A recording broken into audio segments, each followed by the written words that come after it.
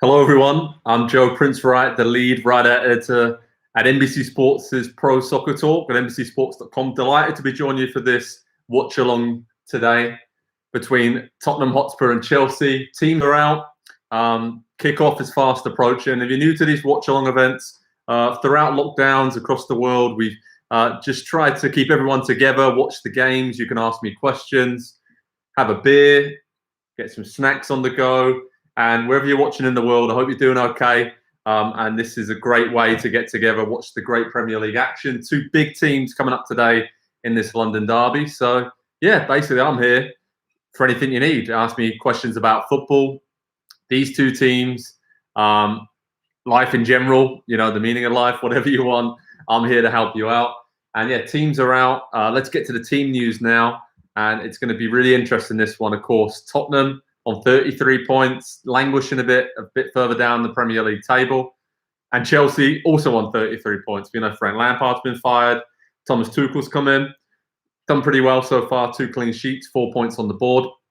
But both these teams are 14 points off Premier League leaders Manchester City going into this game. So bit of a slump in mid-season now. I think this game is going to be key to seeing how the second half of the season and the rest of the season ends up for them. So as you can see, you've got the projector going. We've got the whole cinema experience here. So I'll be giving you live updates throughout the game. And in case you are in the USA, which I know a lot of you are, I'm going to pop a link in the comments section here. And if you click on that link, you can watch the game live in one tab. And of course, you can interact and watch my commentary of the game in the other. So get to the team news. Pretty important today. We know Harry Kane is out for Tottenham Hotspur. So Carlos Vinicius starts up front. That means Gareth Bale dropped out from the last game, which, you know, many of us, if we watched Gareth Bale in the last game, then it's understandable, right? Didn't really take his chance. I previously asked Jose Mourinho about that situation with Bale, and he said this is a crucial moment for him at Tottenham. I don't think he took that chance. So obviously Spurs have Reguilon, Lo Celso, Dele Alli out through injuries. So a little bit limited in attack. So that might impact them. They might even be more defensive than they usually would have been in a game like this today against a bitter London rival. So as for Chelsea, no Christian Pulisic, US men's national team fans. He's on the bench once again. Thomas Tuchel, his third game in charge of Chelsea now, has left Pulisic on the bench on the previous 2 occasions, but the American winger has come off the bench and he's been talking about that false 9 position he's been playing and played really well in both occasions he's come on. So maybe that's why he's been left on the bench again today. Chelsea are going to keep it tight with the first 30, then bring Pulisic on. As for the players that are starting, they've gone for that 3-4-3 formation again. Timo Werner starts up top. Big news for Chelsea. Obviously, Hudson-Odoi and Mount are in behind him, it looks like, with Ziyech, N'Golo Kante, and Pulisic on the bench. So, yeah, like I said, the idea is to have a drink, some snacks, have some fun, watch together. I know virtually this is what we can do right now. A lot of us can't meet up with our mates or our friends or family down the pub and watch the game together. So this is what we're going to do. So score predictions. Send me your score predictions for this game. I'm really intrigued to hear, you know, what you guys and how you guys think this is going to play out. I'll reveal my score prediction as we're just about to kick off at the Tottenham Hotspur Stadium and watch it on the screen here. Don't worry, if there's anything big happens, I'll let you know and break it all down.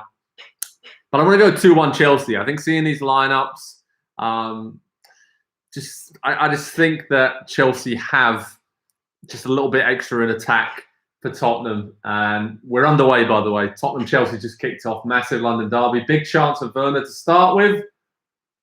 Oh, I thought he'd scored. Oh, wow. Within the first 15 seconds, Chelsea nearly took the lead. Long ball over the top from Azpilicueta, the right wing-back. Werner looped a header. Lloris had it covered, but he was scrambling a little bit towards the end. So, yeah, promising start for Chelsea. So I've gone for a Chelsea 2-1 win. Let's see some of your predictions here. Leon's gone for 2-0 to Chelsea. Batran's gone for 2-1 Spurs. Lex has gone for 2-1 to Chelsea. Jean, Luis has said Tottenham will win. A lot of Chelsea love out there. And yeah, very interesting. So let me guys... Oh, that's a nasty tackle from Ndombele. on Timo Werner early on.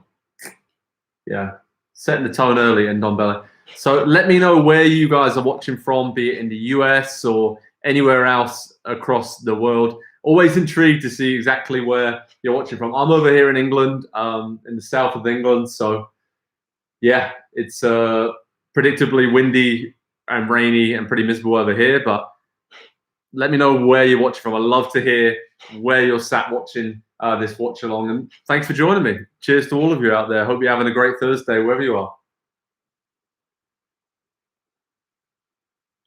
Chelsea have whipped in across to the centre of the box from a free kick. Hudson-Odoi's got it on the edge. Tottenham are scrambling to defend early on. Reece James working his way out on the right. And Timo Werner's got the ball as well. A lot of challenges flying in early, as you can expect. Feisty London derby. Okay, we've got some more score predictions here. 3-0 to Chelsea, says Vasco. 2-2, 2-1. Joseph Saldana's in Washington, D.C. Hi, Joseph. Jacob is in Mars, Pennsylvania, north of Pittsburgh. Jacob, I used to go to the University of Pittsburgh, so I know Mars well. So hope you're doing well there in Pennsylvania. Fade's in Nashville, Tennessee. Hi, Fade. Got some more score predictions coming in here. Ezra says 2-1 to Tottenham. That seems a very, very popular score prediction there. 2-1 to Tottenham, as they show Thomas Tuchel trying to tell his Chelsea team to be a bit more compact, it looks like. And tactically, he's been pretty good early on at Chelsea. Seems to have really made them a lot more solid defensively, even though going forward they haven't been quite as exciting as they were under Frank Lampard. So Chelsea on the attack here. Shamar Hamilton is from Tampa in Florida. Hello to you. We got New York City, Bronx, Tafsir. Ez is in Illinois. Billy Patters in Hawaii. Hello all the way in Hawaii. Hope you're doing well. Robert Guillambarda is in St. Louis. Azamat is Antioch, California. Hopefully I said that okay. O'Day's in Minnesota. It's snowing here. Wow, I love a bit of snow here in England. All it does is rain, trust me. So it'd be nice to mix it up a little bit weather-wise. But the snow would be really good right now. Mohammed's in Minnesota. Hello to you. And yeah, you're all over the US. So it's great to get a roll call there about where you're watching from. It's Chelsea work a short corner, but an offside was given. And yeah, frantic start. Chelsea done a lot of the pressing here. A lot of people are. Oh, Khalil's in Ohio. Samurai is in Yokohama, Japan. Hello to you. Sergio Aguirre, Southern California. Go Chelsea. Big Chelsea fan there, Sergio, obviously. Excited to hear what you think about the new manager, the formation change, Christian Pulisic not being in the lineup. Sergio, let me know what you think. Augustin Cuevas says he's in Texas. A lot of Man United fans jumping in on the stream. Okay, I've got a link here in the that I'm going to pop into the comment section. Matteo is in Pennsylvania. Damon's in Oregon. Victor says hello all. Hi, Victor. Thanks for joining us. Wisconsin, Northern Ireland.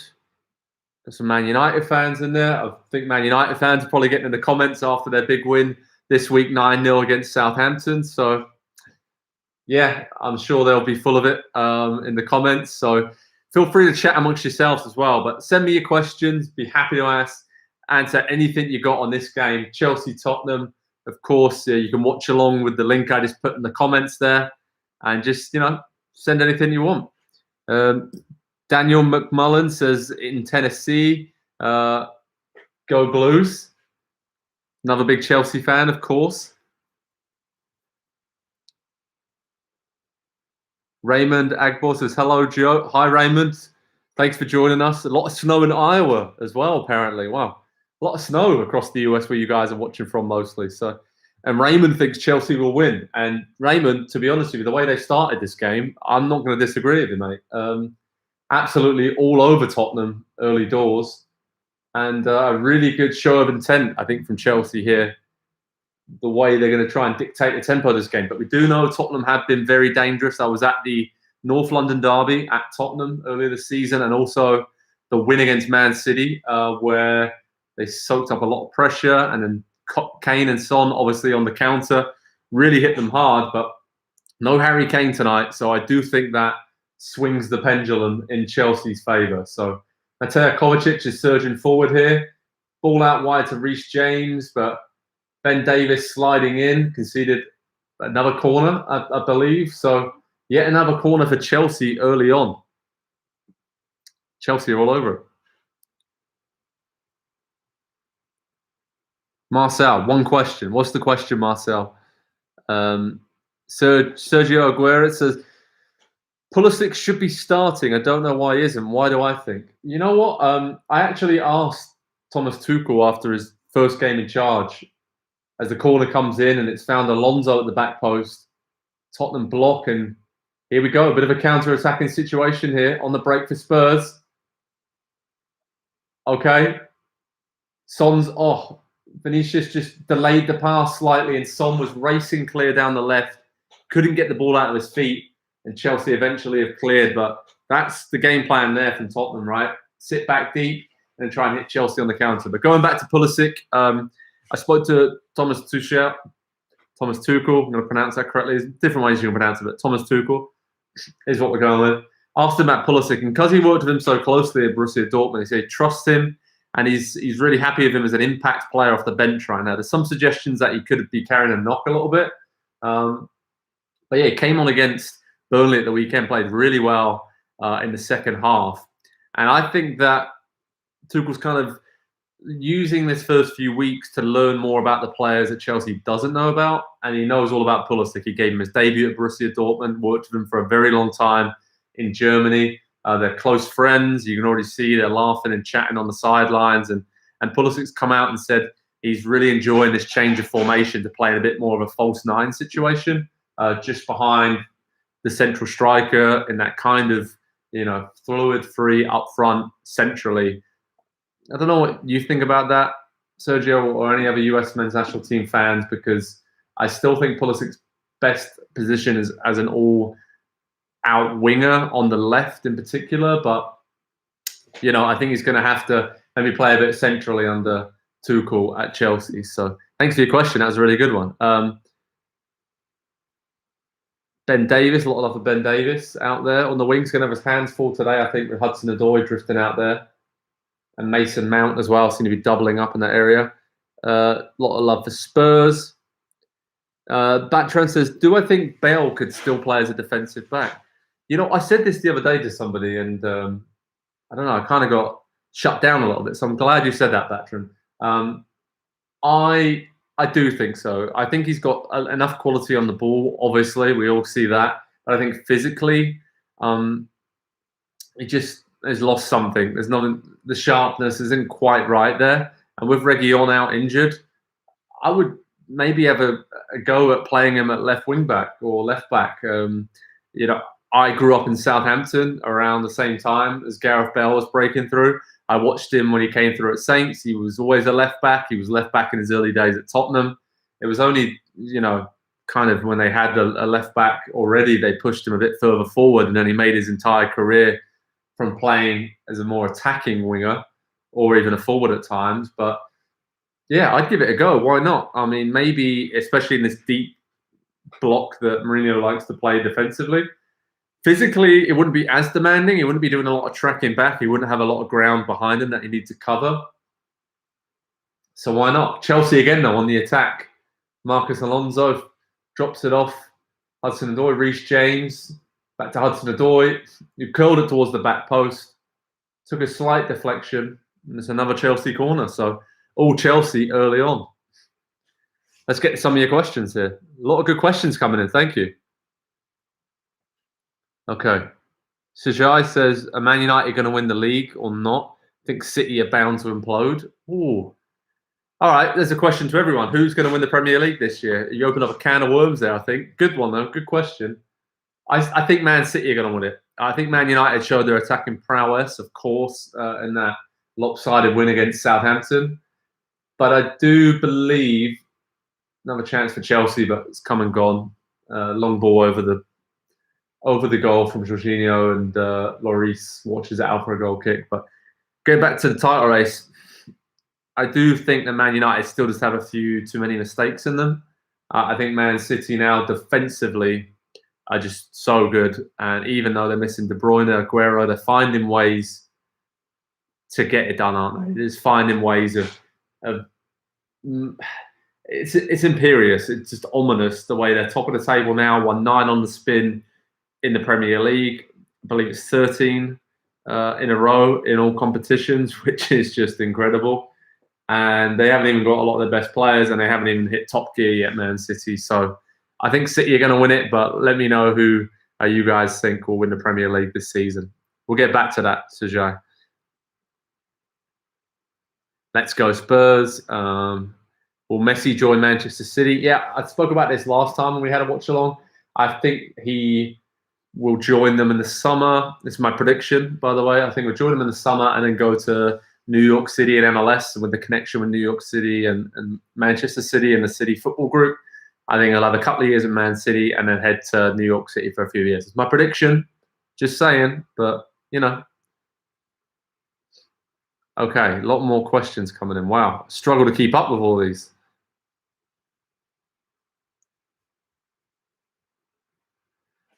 Owen Hendricks says Wolves will win the league next year. Just wait till they get Raul back. Oh, and I saw your message earlier about Wolves and the chances as well in there. So, yeah, Wolves, I was pleased that obviously they got back to winning ways. I think Willian Jose has been a really good addition on loan initially from Real Sociedad in Spain. And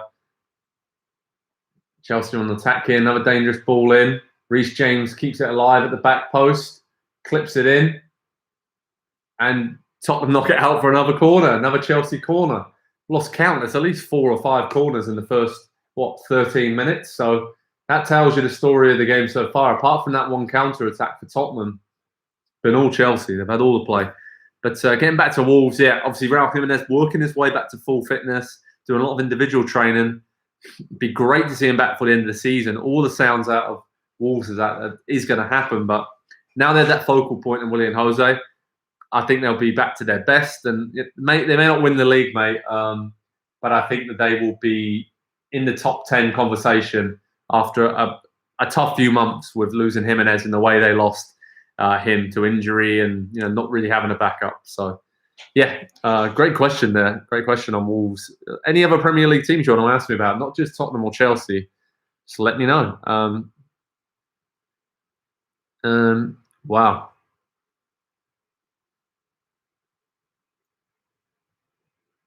Daniel McMullen said, I thought he was supposed to start number 10.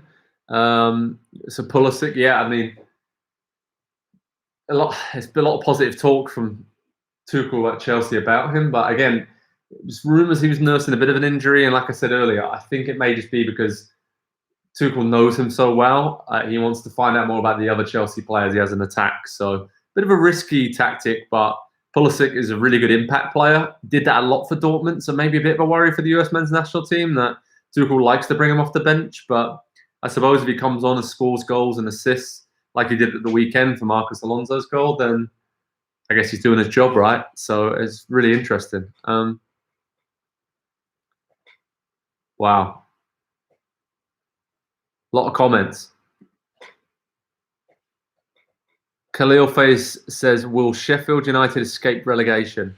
You know what? I've got a good feeling about it. Well, they won 3 of their last 5, and before that they went, was it 18 games before they won their first game of the season? So they've got the momentum, and I think that's really important in the relegation battle. A lot of teams down there haven't. And obviously we've seen West Brom struggling. Fulham struggle to score goals, but defensively have got better. And then, honestly, like Burnley might get sucked into it. Brighton look like they're too good to be in there, and so the Newcastle just kind of doing enough. So it's looking pretty bad for the bottom 3. But I think right now, as good as the business that West Brom have done and how much better Fulham are defensively, Sheffield United have the momentum. They aren't as bad as their record suggests. They were really good last season, winning tight games. were a bit unlucky at the start of this season, weren't they? But then obviously those fine margins seem to be going their way now with 2-1 wins, 1-0 wins, and I would say I don't think they're going to stay up, but it's going to be really close. It's going to be really, really close. Brian Chang says Chelsea in the top 4.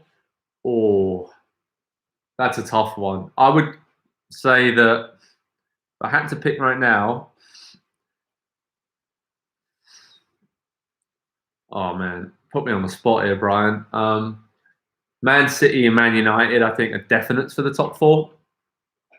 And the other 2 spots, I fancy Leicester to last after their experience last year and just missing out. And they've added to their squad depth. You've seen that. It depends how long Jamie Vardy's out injured, but I fancy them to finish in the top 4. And then I think it's one of Arsenal, Chelsea, Tottenham, and Liverpool. And I honestly think after their recent struggles, Liverpool could be struggling to finish in the top 4. I know that's not a lot of Liverpool fans aren't going to be happy with me saying that. I don't know what you guys think about it. So maybe your top 4 predictions. Let me know who you think is going to finish in top 4. But that's what I think. Good question here from Jorge Garcia. Tottenham needs a better defence. Do I agree? Yeah, I do. I think Mourinho's done a lot of good things with the structure of the team, right? The formation. Everyone knows their roles, but there's just those individual mistakes like we saw against Liverpool last week, right? We did the last watch-along, that keep creeping in. And there's only so much you can do as a manager before it's like, I've done all I can with this group of players. So Reguilón's been a good addition. Doherty and Auré, are they solid enough? They both have good games and both have mistakes in them. So maybe a new right back sounds harsh, but and then I do think they need at least one new centre back, maybe 2. I mean, Alderweireld's been a really good servant, but I think his best days are past him. I think Eric Dyer is still kind of a stopgap solution. Joe Rodon looks like a good one for the future, but again, not a player right away that can help. And the way Mourinho's teams play, they need a solid and really reliable defence. And I don't think Tottenham have that right now, do they? So really good question. Indaya Jimenez says link for us, please. Sure thing. I've got the link here. Pop it in the comments section. Click on that. If you're in the US, you can watch the game and have me up in one town, obviously with the sound up on myself, so you can hear my amazing commentary and answering all your questions. And it's great to see so many of you guys interacting in the comments as well. This is what this is all about, these watch-alongs. Have a drink. Let me know what you're drinking. I'm having a nice Belgian beer here because I'm in England. It's, 8:20 in the evening over here. So cheers to everyone in the States and wherever you are in the world. But let me know what you're drinking. Got some snacks on the go here. And yeah, Tottenham-Chelsea, 0-0, 20 minutes gone. And it's been all Chelsea, really. But Tottenham are starting to fly in the tackles. And even though they haven't got Harry Kane in the team, doing okay so far. Doing okay. I definitely say they're the underdogs heading into this one with the injuries.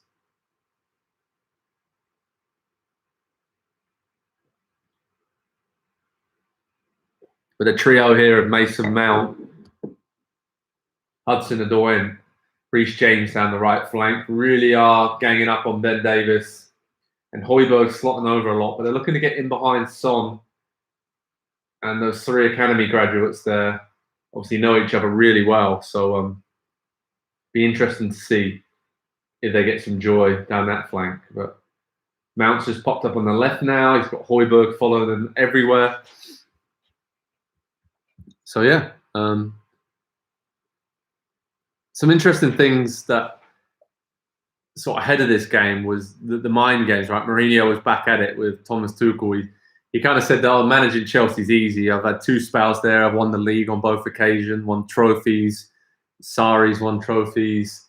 Antonio Conte. It's not that difficult of a job. He's got good players. So Tuchel didn't really rise to that, but it was typical Mourinho, right? Before a big game, piling a bit of the pressure on Tuchel. So I'm interested to see what you guys think is success for Thomas Tuchel at Chelsea. Does he have to be in the title race next season?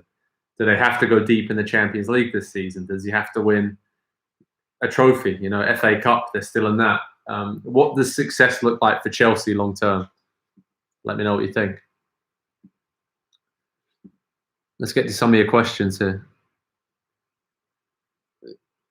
Khalil Faiz says, will Leicester get top 4? I think so, just about. It's going to be tight, but I think as long as Jamie Vardy stays fit, that's the key.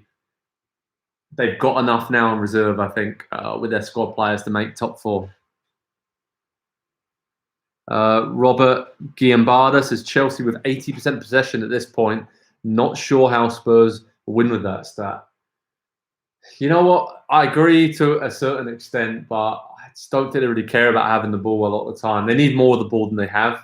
But apart from that one breakaway chance where Son came flying down the left, they haven't had anything. And you're right, they're not really getting the ball to take the pressure off them defensively. So that's really tiring. It's really tiring for the defense to play this way for 90 minutes. And yeah, pattern of the game is definitely going in Chelsea's favour. Let's get to some more questions. Daniel Gregson says about the possible Kane trade rumours. Obviously, Harry Kane linked to Manchester City, a few other teams. I mean, what team wouldn't want Harry Kane, right, as their starting striker? Really, I just think it's going to be down to it's going to be down to what Harry Kane wants to do, right? It's going to be down to, does he want to win trophies or does he want to be a legend at Spurs? If he wants to be a legend at Spurs, he can stick around for the next 10 years, maybe, of his career. Probably 7 or 8, really. Oh, potential penalty kick situation. He's given a penalty to Chelsea. Timo Werner was on the floor. They were scrambling for it. I'm not sure if it was Eric Dyer who was on the floor with him or Ben Davis. It might have. It was Eric Dyer, I believe. Slid in and caught Timo Werner as he tried to hook the ball away. Very clever play from Timo Werner.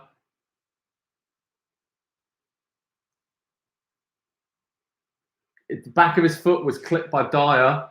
Looks like he's going to go to a VAR check. Minimal contact, but that is the individual mistakes I was talking about. No VAR check by the looks of it. Penalty being given. Jorginho stepping up for Chelsea to give him a deserved 1-0 lead if he does convert. Here he goes. 1-0. Hugo Lloris guessed the right way.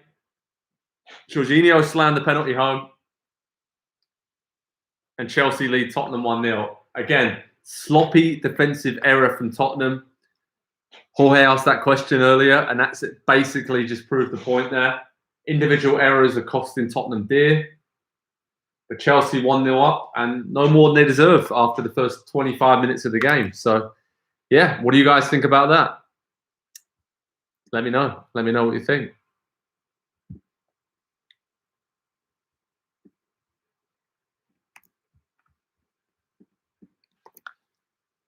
Great penalty, to be fair. He's missed a few, hasn't he, Jorginho, recently? So, yeah, a lot of pressure there. He converts, and Eric Dyer once again with another mistake. Another mistake. So let's have another roll call. Let me know whereabouts in the USA you're watching from. Obviously, we've had Iowa, California, New York, Pennsylvania, Tennessee, Hawaii. So let me know. I think we've even had people watching in Japan and other countries. So always interesting to see where you guys are watching from and joining in from.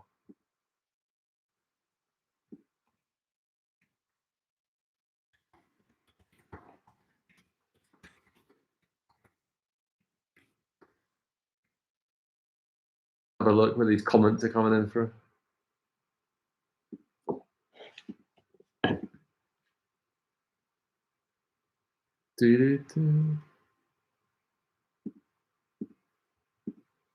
Well, we've got some good ones. Some good ones coming over. Maryland, Maxwell. Vasco Brenya is in Peru. Steve is in Los Angeles. Omzar is in Los Angeles, California. Hashtag Come On You Spurs.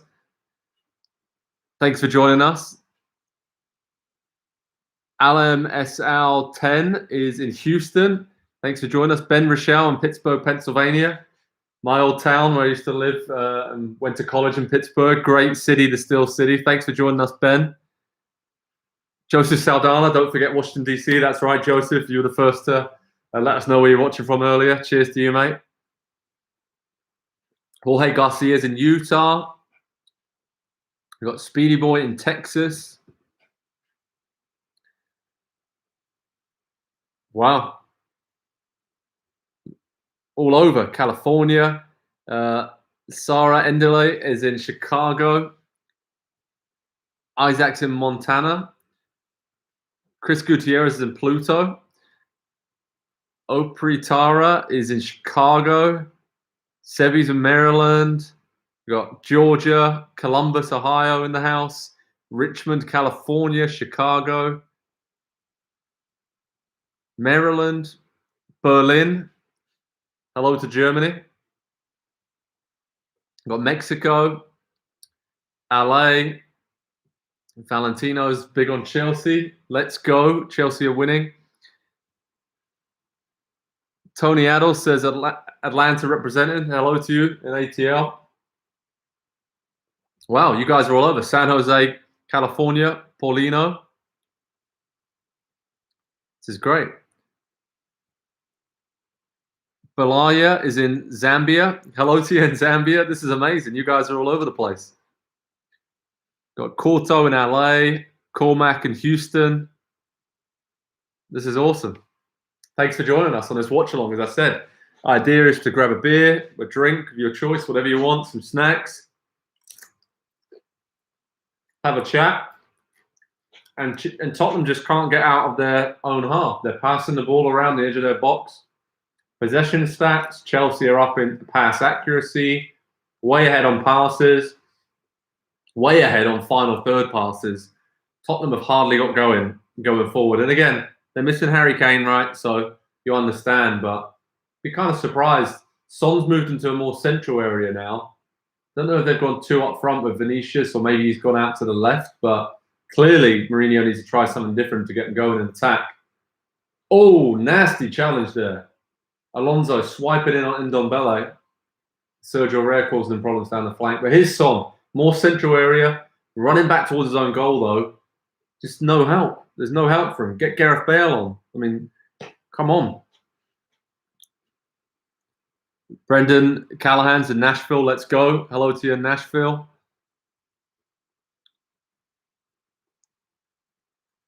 Tony's in. How about those Hawks today? Atlanta Hawks, right? Basketball, 7 a.m. Eastern. Go Hawks. Indianapolis, Indiana is in the house. Flynn's in the UK. Cheers for joining us.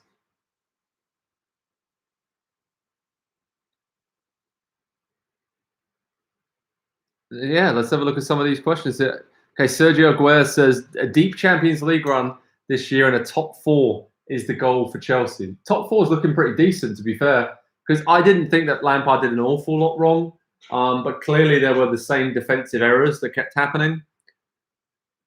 And Tuchel's a very good defensive coach. He kind of worked with a lot of really good attacking teams in Dortmund and PSG in recent years, but he is very solid defensively. He's very meticulous, and I think we've already seen that, right? They've had 2 shutouts in their first 2 games. Not looking like they're going to concede right now, half an hour into this game. And I think that's the difference, really. Top-level coaches. Lampard got a lot out of the players and a lot out of the young players and inspired them. Some really good attacking displays from Chelsea, but the same things kept happening, right? So something had to give, and we all know it's usually the manager. But top 4 in a cup and a deep Champions League run and FA Cup run for Chelsea, that should be the aim every season, not just this season. But there's a lot of good young players at Chelsea. I think we'll look back on Frank Lampard's reign positively in years to come to say, hey, you gave these guys a chance and, you know, they flourished. And then in the future, they really benefited from that. Alma Z says, is Arsenal still in the race for top 4?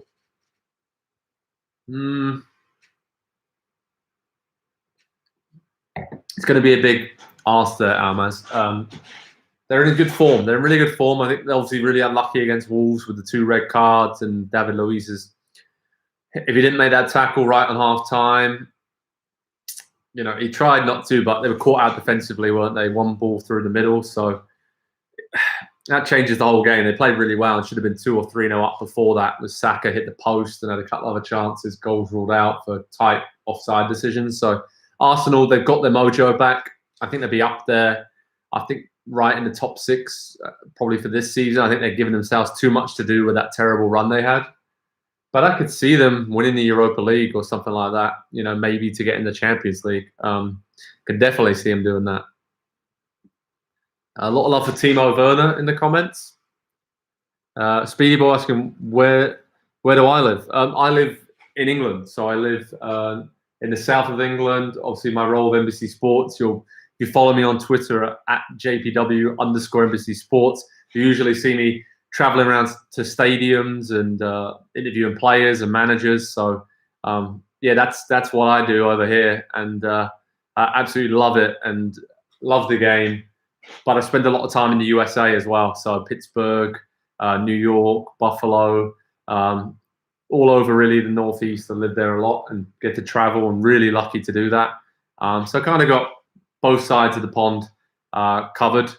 And yeah, head over to ProSoccerTalk and NBCSports.com if you want the latest news, analysis, reaction. We keep you up to date pretty much 24/7 on everything to do with the Premier League and the soccer world in general. All the big stories, we have you covered on there. We've got video highlights, analysis. You see all my kind of videos during the week. We've got our Pro Soccer Talk show as well, which we've had for this season, which has been a new exciting venture we've had. So yeah, it's great. It's great. Love being on Planet Football, as we should say. But Chelsea are coming forward again here, about 10 minutes until half time, and there's just wave after wave. Not of attack, but just passing and moving, and Chelsea just look so comfortable. Thiago Silva's down with a bit of an injury, which is a bit of a worry for Thomas Tuchel. And really can't afford to lose him because he had him at PSG, didn't he? And he obviously was very important in getting his defensive message across. But it looks like he might have tweaked his hamstring. He stretched to clear a ball. He's getting some, maybe his back or his hamstring. Tuchel's getting some messages across to his players now. He's very animated. I really like this guy. It looks like he's got a lot of character about him. He's telling them to calm down, stay more enclosed again. And yeah, you can see he's had an impact already, right, early on.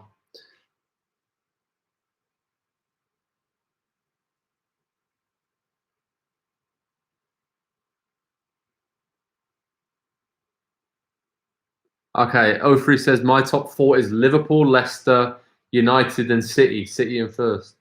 I could see that. I could see that. Honestly, like I said, it's a flip of a coin between Chelsea, Tottenham, Arsenal, Liverpool. Dare I say Everton? They're still in it. They're still in the race. Had a big win against Leeds, despite a few injuries. So I wouldn't rule out Everton in the top 4 race. Daffy Davis is joining again. Paul Areola signed for the Swans then. He did indeed. American Revolution coming at Swansea. Made sense, you know, DC United, their owners, obviously the owners of Swansea, so it made sense to loan him with the situation with Major League Soccer and the potential lockout situation. You can see why Jordan Morris and Areola have signed up for the Swans, and hopefully he'll be pivotal in the playoff push for your team, David. Someone who isn't going to be pivotal, it looks like Thiago Silva's limping off a little bit. The rain is pouring down in North London. Silva's coming off. Andreas Christensen's coming on. So a big blow injury-wise for Chelsea, especially with his experience. And like I said, his experience of being around Thomas Tuchel, so he can, you know, share his wisdom, shall we say, of how he wants his teams to play and just his experience. So doesn't look too serious, but looks like a bit of a hamstring pull, and probably at this stage of the season, best not to take too many chances, especially given how important he's been to Chelsea so far. Brian Chang says, my top 4 will be City first, Liverpool second, Tottenham third, and Chelsea fourth. Brian, no Man United, really? Even after they won 9-0? I can see some of you chatting with Brian in the comments there. So you know, all right, you agree now I'm bad, but it'll be interesting. Khalil Fars, wow, Khalil, you just chucked it out in the comments, mate. Klopp will be sacked next season. Discuss. Anybody want to discuss? Liverpool fans, maybe in the comments. Brian saying not yet, but will be really, really interesting. Speedy Boy says my top four is Chelsea, Liverpool, Leicester, and Man United. What about Man City? Some of these shouts, I mean, wow, you guys, wow, fair play to you. It's a lot of bold predictions in the comment section there. As has just gone down, holding his face, looks like he's trying to say his elbow from Vinicius. He caught him, but I don't think there's anything malicious there. Mourinho's chucking his arms in the air, asking for more. Well, he wasn't happy with that decision, was he? But okay, for anyone who's new to joining us here, I'm going to chuck the comments. In the comments, I'm going to chuck the old stream link in there. There we go.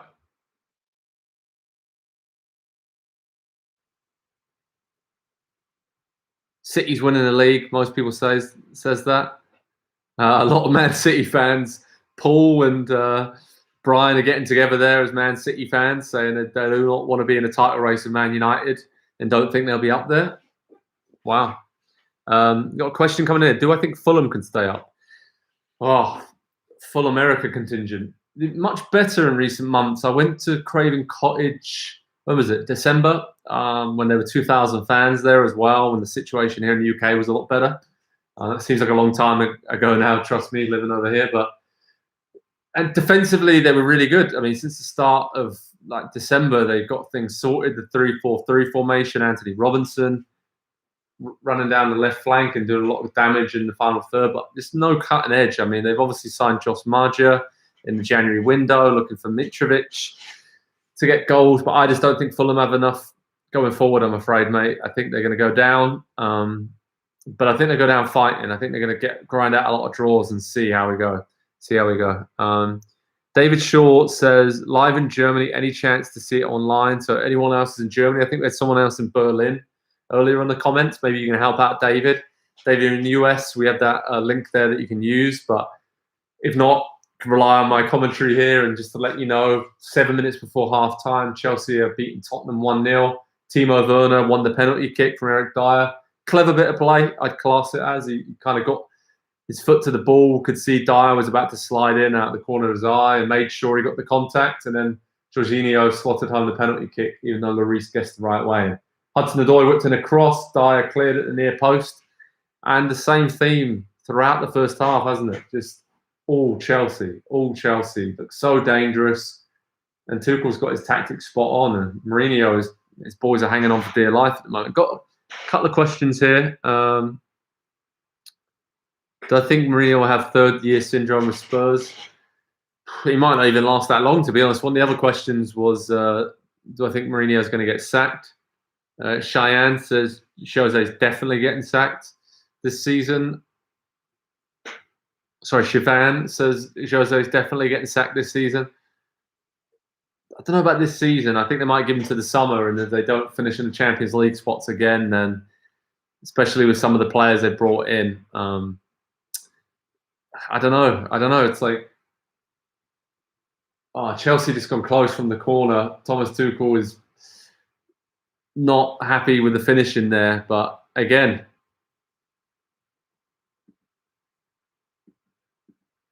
Chelsea going close once again, but Tottenham are looking very, very poor. I mean, Tottenham fans, if you're watching this, what do you think? Like, what do you want Mourinho to go? Do you want him out before the end of the season? Does he deserve the chance to stay at Tottenham this season and beyond? I mean, I don't know.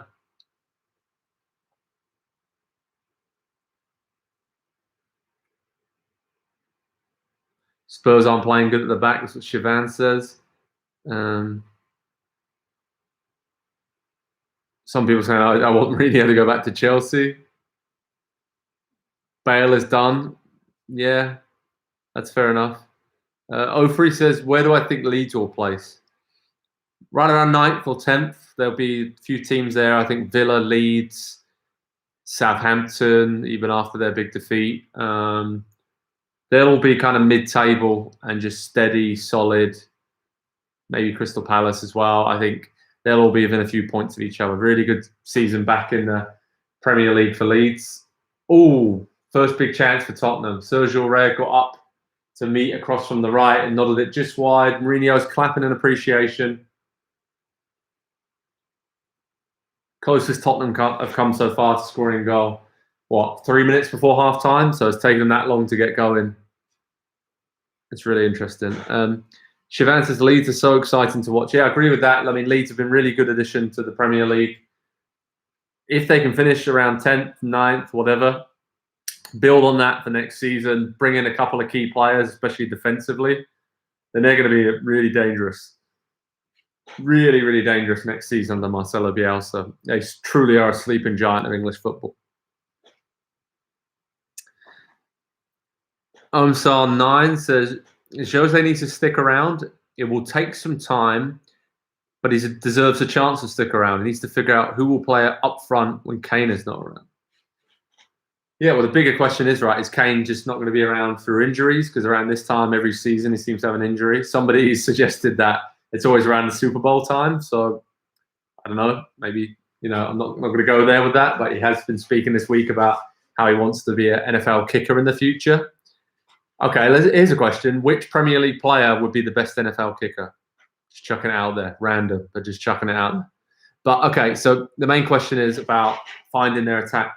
I think that Harry Kane is going to have a serious look at his future after this season. If Tottenham don't win a trophy, they're of course in the League Cup final against Man City, which they could win on their day. They've already beat Man City earlier this season, but it'd be a tall order. Could win the Europa League maybe. They're not going to do any better than getting the top 4 in the league. So, yeah, I think it's a big, big summer for Tottenham, Harry Kane, and they have to finish in the top 4 or qualify for the Champions League, for the Europa League, for him to stick around long term. Edison, people saying Edison would be a really good kicker in the NFL. Cavani, Hulk, Gylfi Sigurdsson. Wow, all right, fair enough. Some comments going back and forth about Son. I'll let you guys go at it. But, yeah, Sivan says he's been quiet when Kane's not around. I have to agree with that. And Paul's got some ideas about Son, and Poch figured it out before Mourinho was there about Son. Omzar says top 4 in one cup will be ideal for Spurs. Perhaps doing a bit too much. No, I don't think you are. I think with the players you have and the manager you have, top 4 in a cup, be it the League Cup or the Europa League, that's pretty spot on for what you should be thinking about. Moshe saying Ruben Diaz has done wonders for City's defence. Khalil Handanovic, Samir Handanovic would be a good NFL kicker. Remember his goal? Yeah, I mean, Inter Milan goalkeeper, like heck of a kick on him. So that's really interesting about the crossover. I was thinking about this the other day. Just if players could do it, what age would Kane have to be to switch to the NFL? And could he do it? Slightly different technique. It's all about, it's still about power and placement and direction, but it's slightly different skill, isn't it? Slightly different skill.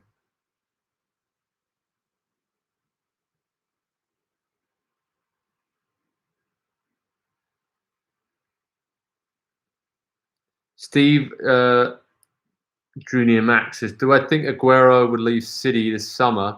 And who do I think would be the best replacement? I think so. It seems like everything's trending towards him leaving City with the injuries, and it's always kind of said at the end of this contract he would move on. Harry Kane would be a good replacement. I'm going to say that Erling Haaland might be the better replacement long term. I think if you get him in now, then you have one of the top strikers in Europe, if not the world, for the next 10 years, given how young he is and what he's done at Dortmund in the Champions League and Bundesliga. So I would push for that. I think he'd be the perfect kind of hold-up man and a guy who could link up with those wonderful attacking players like Sterling, Phil Foden, Gundogan recently, De Bruyne. And then Messi, of course, as well. If he comes in, then you have to find a spot for him. So yeah, I think it's going to be pretty scary for the rest of the Premier League because Man City are head and shoulders above the rest right now. They haven't even got Aguero fit. De Bruyne has been out, and next season they could add the likes of Messi or Erling Haaland to the mix. So yeah, very interesting. Brian Chang, who is better, Joshua Kimmich, Kevin De Bruyne, or Ilkay Gundogan?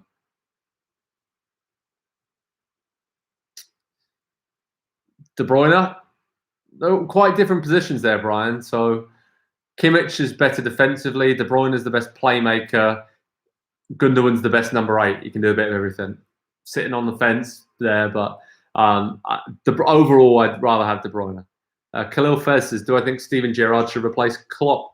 Could be good timing, right? I mean, Klopp's always said he's not really going to stick around and manage somewhere for 20 years like Sir Alex. Oh, good chance for Chelsea, but Mason Mount's shot was blocked right at the last minute by Dyer, I think it was, right on half-time as well. So really good chance for Chelsea to double their lead, but Tottenham got away with one there.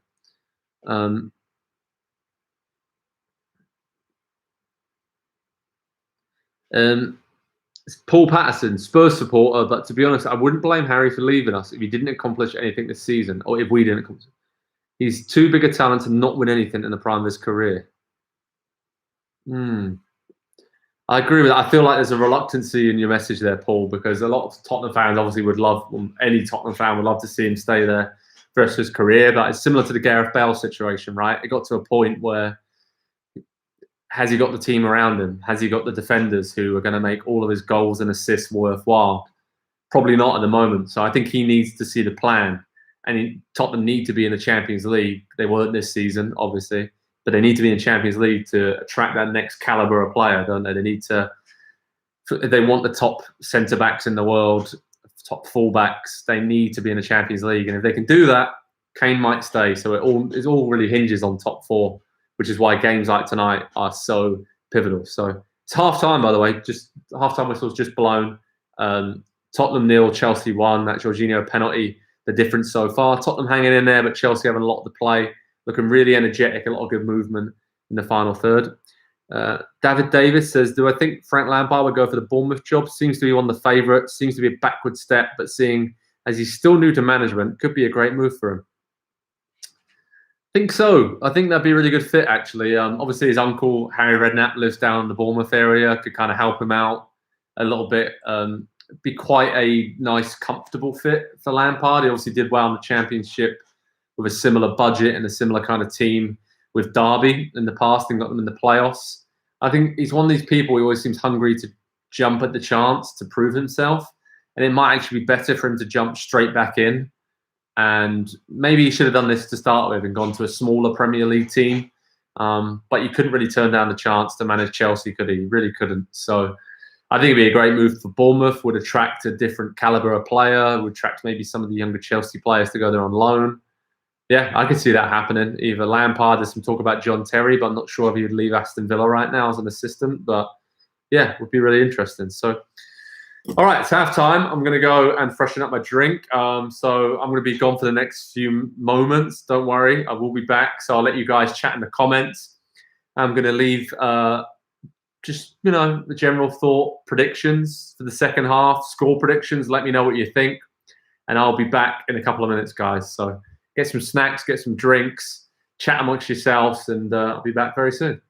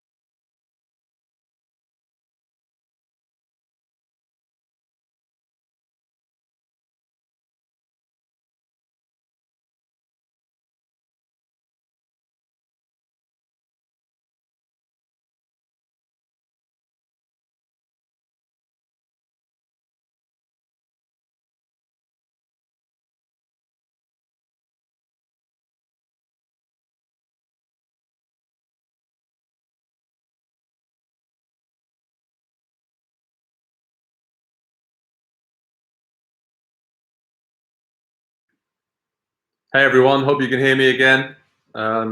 Kicking off the second half shortly. And some of you are asking for the stream link again. Here it is. I'm popping it in the comments section here. And let me know your thoughts on the first half. Obviously, Chelsea dominated, only 1-0 up, but a very, very interesting game. Tottenham sat back deep, defended, looked quite dangerous on the counter.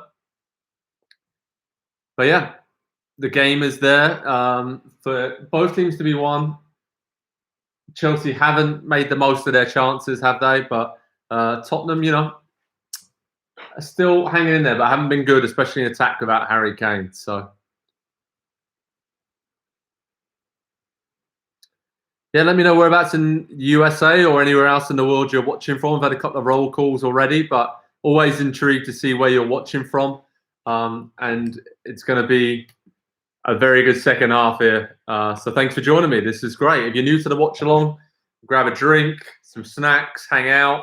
And I know around the world, a lot of places at the moment, you cannot see your mates or family or friends and watch the game. So the idea is to have a bit of fun. Ask me anything you want in the comments. Chat with each other. Ask each other questions and see what you think. And just kind of connect in a way where we can all get together and have a good chat. So, New Jersey's in the house.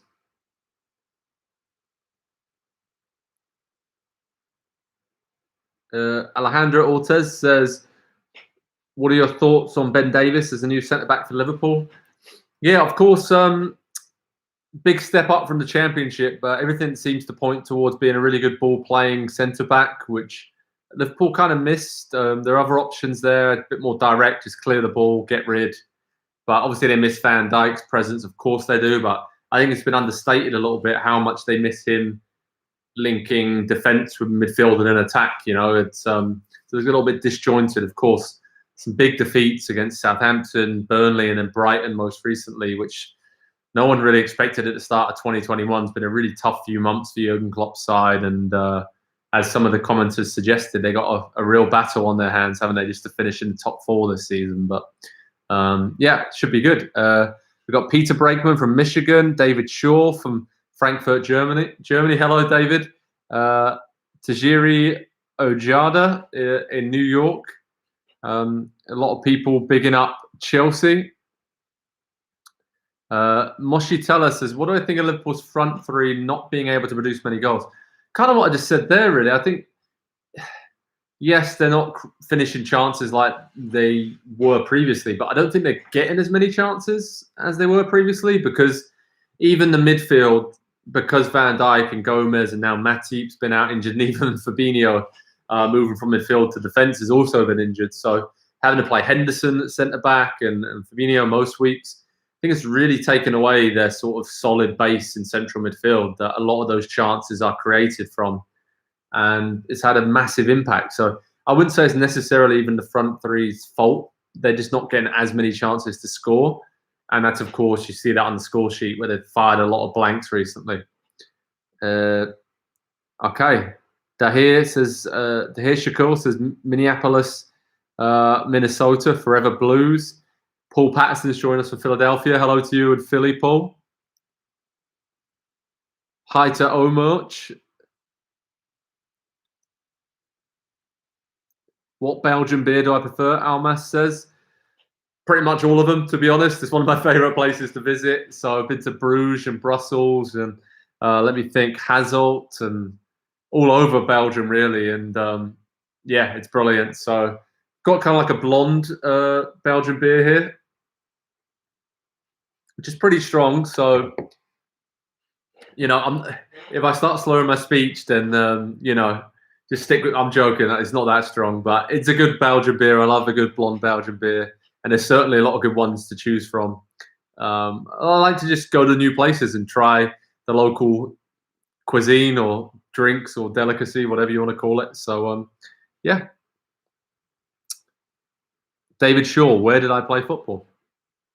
I played football in England growing up, and then I played in the US the University of Pittsburgh, and then I played in Scotland after university for a few years, and then obviously I'm working with NBC Sports now, so my playing days are over. Hung the boots up a few years ago, but was lucky enough to have a really good education in the game in England, and then stateside playing collegiately and elsewhere. And yeah, it's really cool to now be watching football for a living and hanging out with you guys and watching it all together. So I love the game. Grew up watching the Premier League as I think my first game, I think I was about 4 or 5 years old when I first went to a Premier League game in a stadium, and still remember it to this day. The experience, the smells, the sights, the sounds, the crowd. Yeah, my team lost, as they seem to have done recently, a lot, but still, it's always good. You've always got to love the game, and I know all of you guys, Jordan, do, and I hope that we can get back to watching games together in stadiums very, very soon. Khalil Fez says, I want to see Leicester in the Champions League. Good question from Gavino Lopez. Hi to you, Gavino. Joined the other day on the Watchalong, so it's great to have you back. Ryan Shilcott's in Atlanta, by the way. Come on, you Spurs. Gavino's got a great question here. Who do I see as the starting fullbacks for England at the Euros? Oh my God, that's such a tough question, Gavino, because have about a whole team of right backs we could put in there. I think Trippier, Alexander-Arnold, Reece James, Kyle Walker-Peters, Kyle Walker. Those are just a few at right back. On current form, I might even say Reece James might get a nod, because Trent's had a. I still think Alexander-Arnold's probably the best right back if he's on top of his game, but it's probably between him and Reece James. But then Trippier as well, Atletico Madrid, has been really good and really dependable. I'm going to go for Reece James but I know Liverpool fans aren't going to be happy with me saying that. Left back, we've got Luke Shaw. Obviously, Bukayo Saka can play there, but it's probably going to challenge those positions a bit further forward. Ben Chilwell's probably the front runner. But again, Marcus Alonso at Chelsea might be pushing him out in that position. Yeah. I'd probably go on current form with Reece James and Luke Shaw. Gavino. That's who I'm going to go with. So there's a lot of talent there.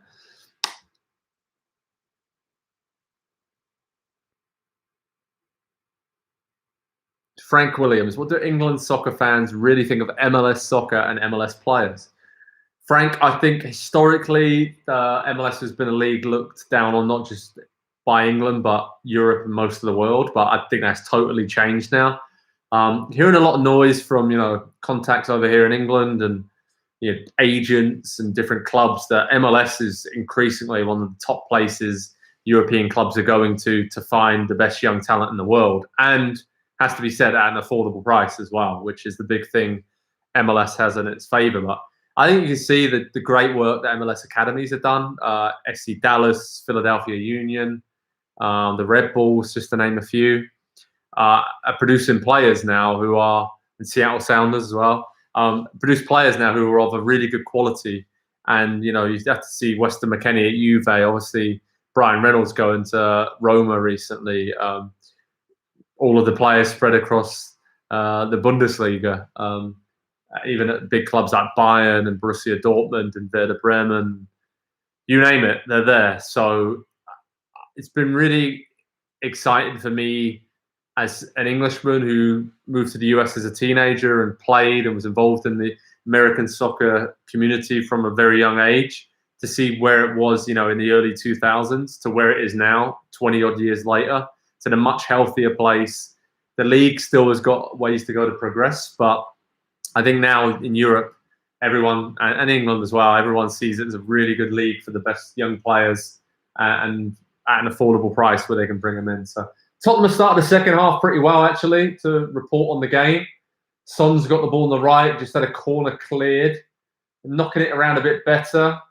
Sissoko clipped the ball in, and Reece James does really well to chest it back calmly to Edouard Mendy. So yeah, a bit of a better second half for Tottenham so far. Chelsea lead 1-0, of course.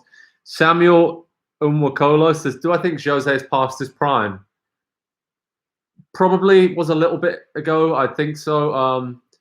I still think, what's his prime? Like, he could still probably win a trophy with Tottenham, be it League Cup, FA Cup, or Europa League. I still think he's going to get Spurs in around the top 6. Is that good enough? Probably not. I've been hearing him speaking about maybe going to the MLS to manage it in the future, which would be interesting to me. I could kind of see him. He said to really love Beverly Hills. I mean, who wouldn't? But he loves taking his teams on pre-season to Beverly Hills. So I could see him being a manager of the LA Galaxy maybe for a few years, and then maybe the US men's national team. Who knows? But wait and see. Wait and see. Krishna Vedantam says, should Leicester bring in a striker in the summer? And who should they bring in? You know what? It's one of those awkward situations, right, Krishna, where Jamie Vardy's a legend. When he's fit, he's brilliant. But is the Iheanacho the answer? Is the Jose Perez the answer? They've played well in stages. I don't think either will be able to step up and fill his shoes. So, yeah, you've already got to start looking at bringing in the replacement while you still have Vardy. And that'll be painful because that means, Vardy might have to spend half a season or a season on the bench. But I don't know. Danny Ings is out looking towards the end of his contract at Southampton. Got just over 18 months left. There's some noises there that he may not sign a new contract. So off the top of my head, with someone like him, a proven Premier League goal scorer who plays in a similar way to Vardy in a lot of ways. Obviously, he has to get lucky with injuries as well, given his record. But maybe that's somebody who could fit in there for Vardy. But I don't know if you could ever replace Jamie Vardy. But trying to get a very similar style player and a poacher in and around the box, that's what you need. That's what you need.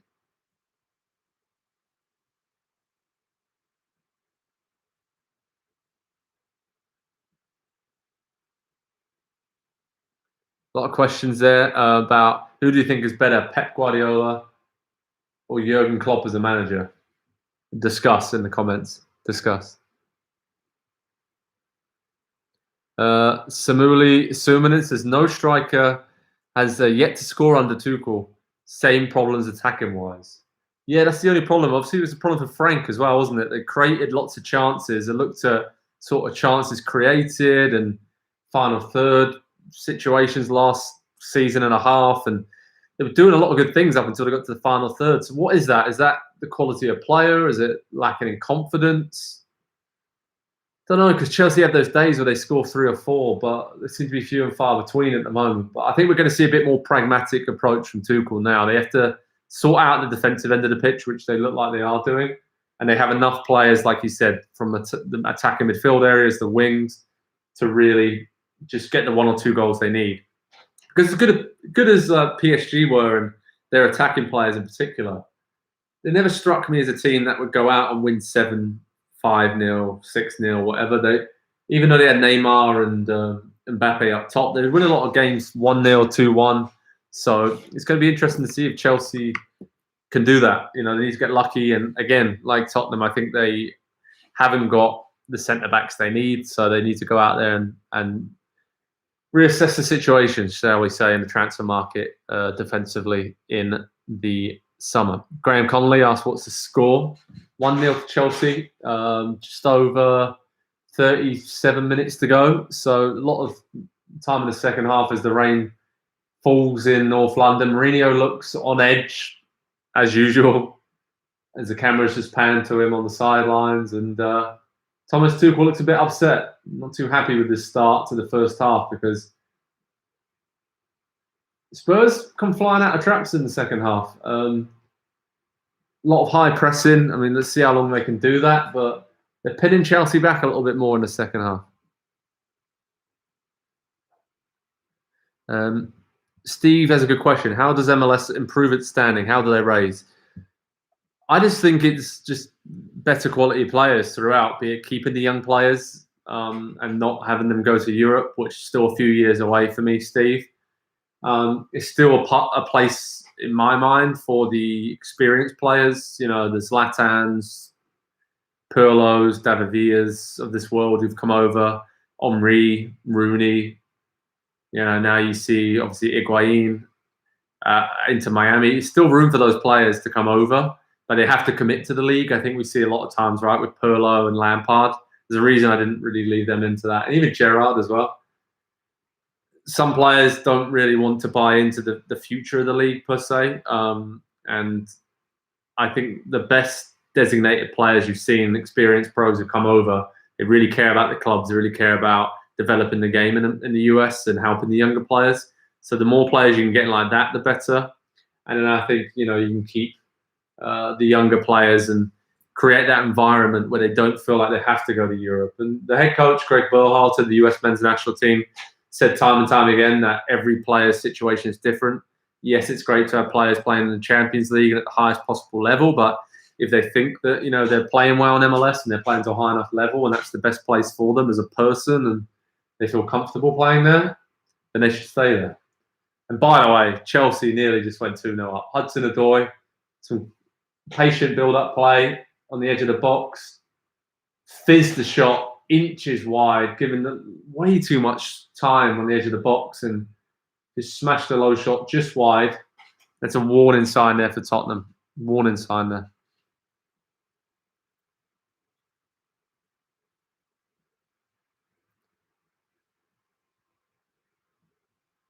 Peter Brakeman, does Chelsea have a realistic chance of climbing into the top four?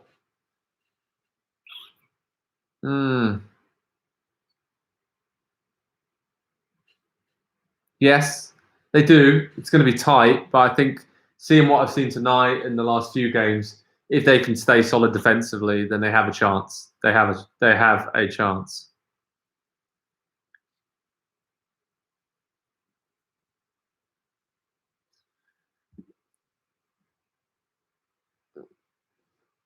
All right, so let me know whereabouts in the USA you're watching from again. Roll call time. Got just over half an hour to go. Chelsea 1-0 up against Spurs. Another sip of the beer. And I'll chuck this question out to you. Who are the genuine title contenders? Are there only 3 genuine title contenders right now? You know the teams I'm saying. But are there more than 3? What do you guys think? The last few weeks have been pivotal, right, in terms of Liverpool slipping up, Man City flying. And yeah, I think it's been a big few weeks in the title race. Before, you could have said it was wide open, 5 or 6 teams, but it seems now 2 or 3 have really separated themselves from the pack.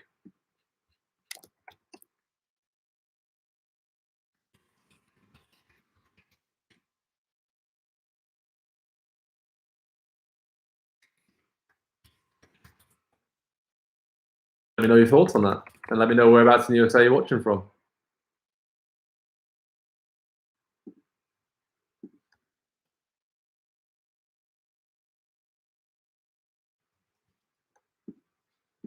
Right, got some comments coming in here.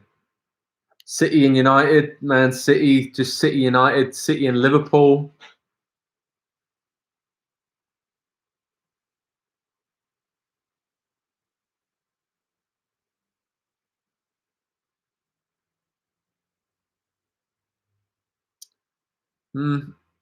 Agree with that. City, United, Leicester, I would say probably have a better chance right now than Liverpool and others staying in the title race. Okay, roll call time. Arnold Amanya's in Chicago. Krishna's in Dallas, Texas. Paul Nicholas is in Boston. Armando Padilla is in Gilroy, California. Aid is in Conway, Arkansas, I believe. So, Aid, I think you might be our first ever commenter who's at least told us they're from Arkansas, if you are indeed. So, welcome. Ryan's in Albuquerque, New Mexico. Got Amy, who's joined us here. Hi to you. Valentino Lee is in Florida. Phil R is in Indiana. Hi, Phil. This is pretty cool, huh? We're all joining in together, watching the game. I dropped the link in for anybody who's just joining us for the first time today for this watch along, you can, here's in the comments here, there's the link. Click on that, you can watch the game in one tab and join in with everyone on the other. So watch along here, and it's getting a bit scrappy in North London. Who's that? Sissoko's just clipped Mason Mount. Free kick Chelsea. Getting a bit restless. Getting a bit restless here. A lot of challenges flying in the rain. We've got Clyde Codillo in New York. Joshua Jeremiah in New Jersey. Ivan Vasquez in Turlock, California. Noah says hi. Hi, Noah. Morgan Hawthorne in Seattle. Hello to you, Morgan.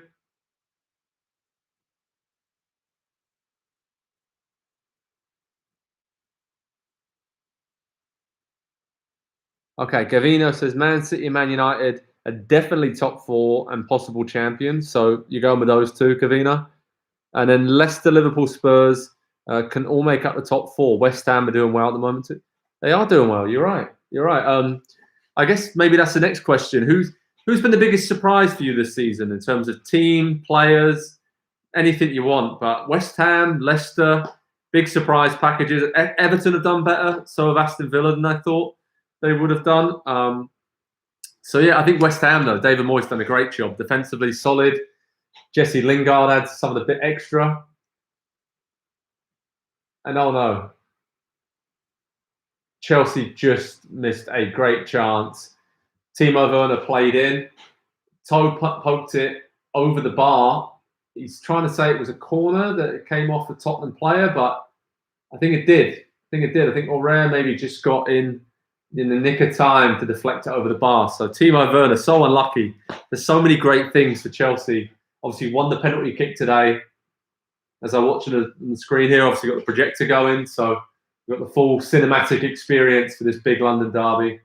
There's another Chelsea corner. But as I say, Timo Werner, I think he's justified his selection. Even though he hasn't scored, he won the penalty. Gives him a lot of threat on the counter and on the break in behind. And that's allowed Hudson-Odoi and Mason Mount lots of room in that sort of false 9 position just underneath him. So a lot of good movement for Chelsea, but they need to finish this off. 30 minutes to go. Only leading 1-0. So thanks to everyone for joining us. Again, let me know whereabouts in USA. Oh, sorry. I lost my voice there because I was about to shout because Chelsea nearly just scored. Great block in the 6-yard box by Tottenham. But it was offside. Of course it was. So let me know whereabouts in the USA you're watching from. Anywhere else in the world. We've got... Who have we got here? We've got Chris in Las Vegas. Got Joshua and Antonio.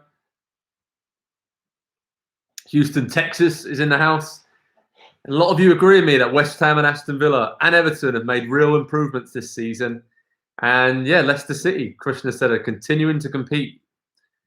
They've been doing brilliantly. I thought, stuff will be knocked out of them after they lost out in the top 4 last season. So fair play to Brendan Rodgers' side. Leeds has done extremely well, that's what Ben Rochelle says. And I agree with you there, Ben. I think Leeds have been really good, just not even from where they are in the league and how many points they've got, but how well they're playing. And you always know you're going to get an exciting game when you turn Leeds on to watch them play. Josh Willis said he bet on Chelsea, so best of luck to you. Well, you got another 25 minutes or so to hold out for the win, so I hope you get that big win for your bet. Eric is in Wisconsin. Hi to you, Eric.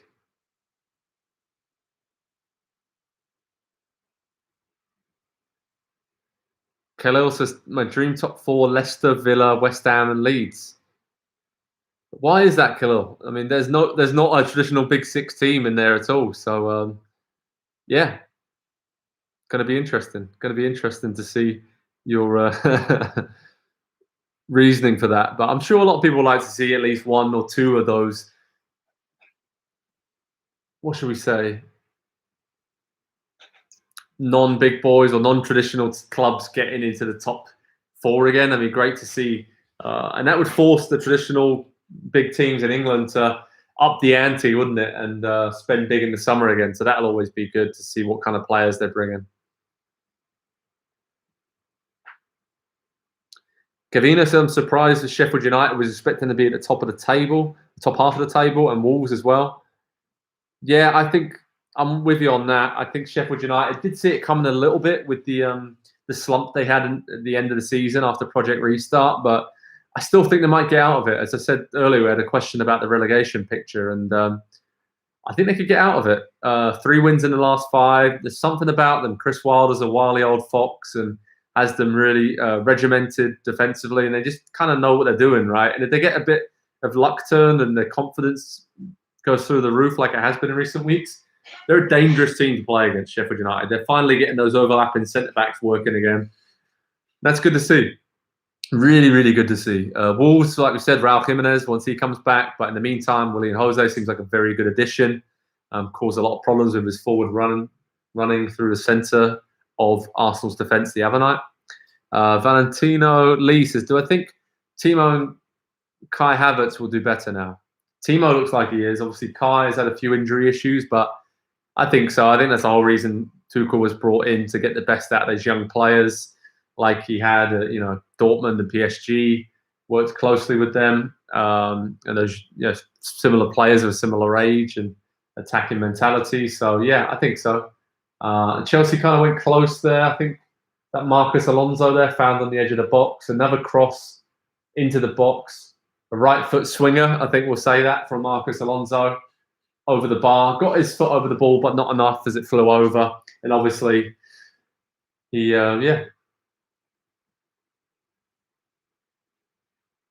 just swung it over the bar. So, all right, it's Christian Pulisic time, ladies and gentlemen. 25 minutes to go. The super sub for Chelsea coming on again for Hudson-Odoi. He's had a great impact in his first couple of games for Tuchel, so be interesting to see what he does here. He's going to play in that, I think, inside right, kind of false 9. He said it's a new position for him, not quite out wide, a bit more centrally. So let's see what happens for Captain America, as Armando just said in the comments.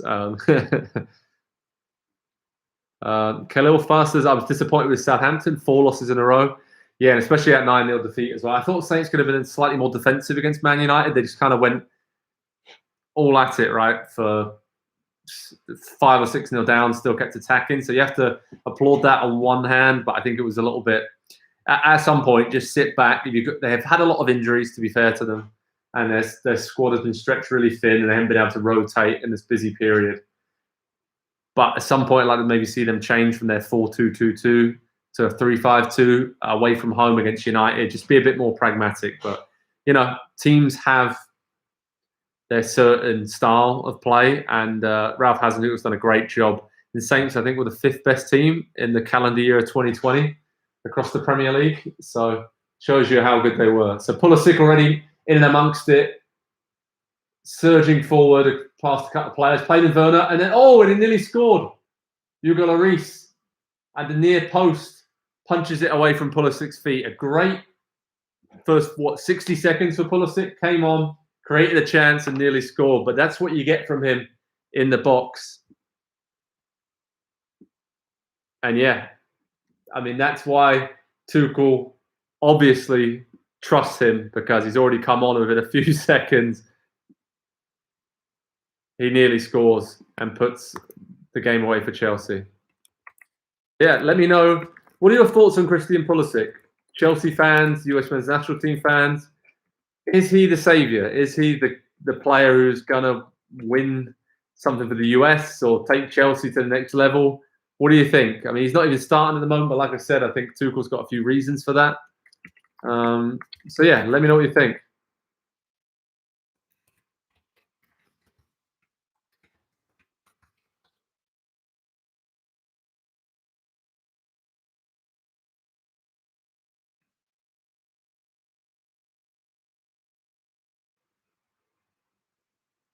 All right, got some interesting comments coming in here.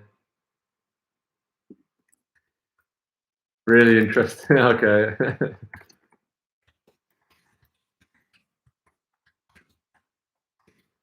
Chelsea is still doing a lot of probing now. Tottenham at that foot. They had a good start into the second half, didn't they? First like 10, 15 minutes, but they've kind of just sat back again now. But the longer it stays 1-0, Tottenham will think we have a chance here from a set piece or a counter to grab an equaliser. Just over 20 minutes to go.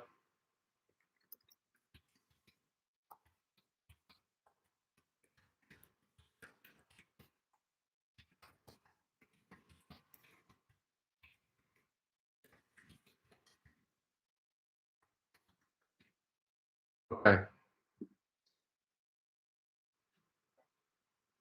Ben Rishel says, I think Pulisic will be a veteran by the time the USA is very good.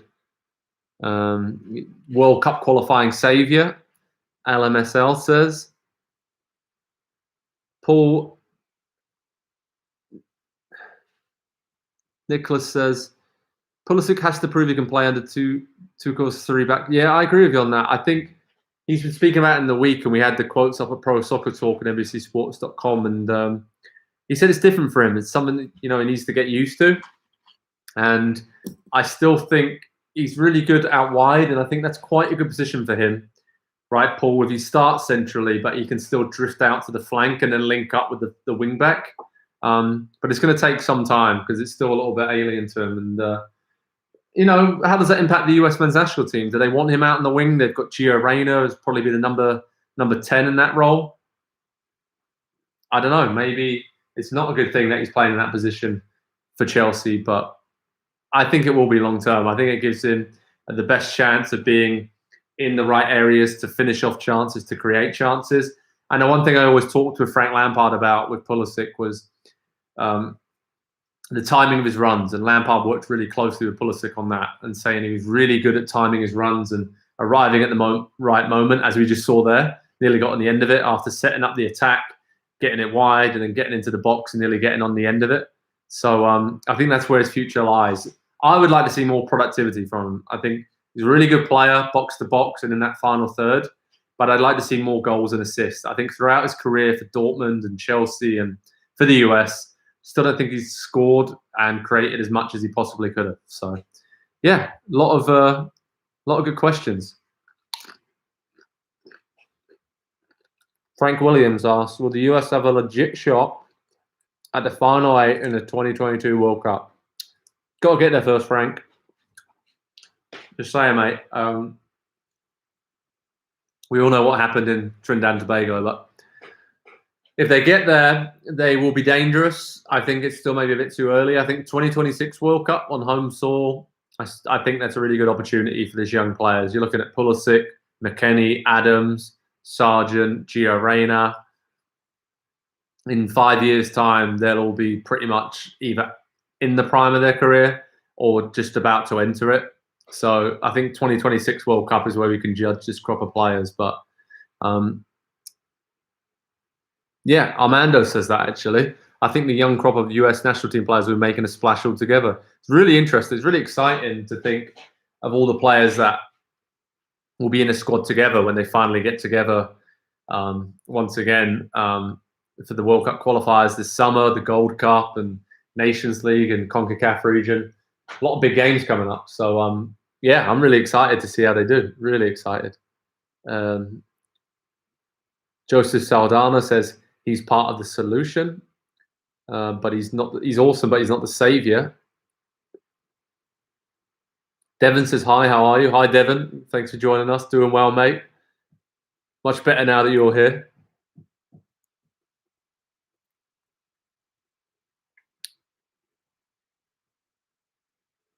Ben Rishel, do I think Gio Reyna will ever come to the Premier League?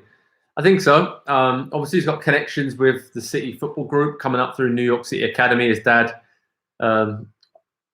obviously was a brilliant player for the US men's national team, was involved in New York City, played for Manchester City. If I had to guess one team where he'd end up, it'd probably be Manchester City. So I could see that happening in a few years' time. A lot of people at Dortmund say that he's a better prospect than Pulisic ever was. And talking to Pulisic, he's just hacked down Heung-min Son. Conte's coming on for Chelsea to try and close it out. 18 minutes to go. Chelsea leading 1-0 against Tottenham. Free kick far out on the right. Lamela whips it in. Chelsea half clear it. Tottenham are swarming around the ball there. Son's got it on the edge. Free kick to Chelsea. Rash challenge. Kovacic has gone down.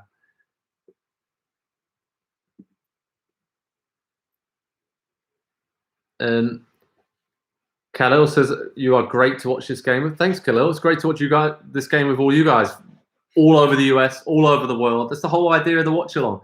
Get together, like I said, have a beer, have a chat.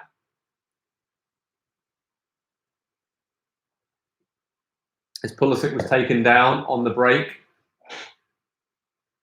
Chelsea were not happy that it wasn't a free kick given there, but N'Golo Kante's coming on for Kovacic. Good sub. Should shore things up a bit defensively, especially as Tottenham launch a few more balls further forward with just over 15 minutes to go now.